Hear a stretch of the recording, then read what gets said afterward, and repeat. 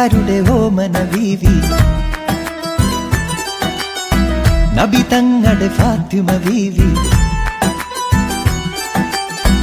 അലിയാരുടെ ഓമന ബീവി, നബി തങ്ങളുടെ ഫാത്തിമ ബീവി. അൻപെഴും മെക്കയില്ലാവ് കണ്ട് തക്ബീർ വിളിക്കാനായി മണലോട് മണൽക്കാട്ടിൽ അത്തറിൻ കാറ്റു വന്നു. അലിയാരുടെ ഓമന ബീവി, നബി തങ്ങളുടെ ഫാത്തിമ ബീവി.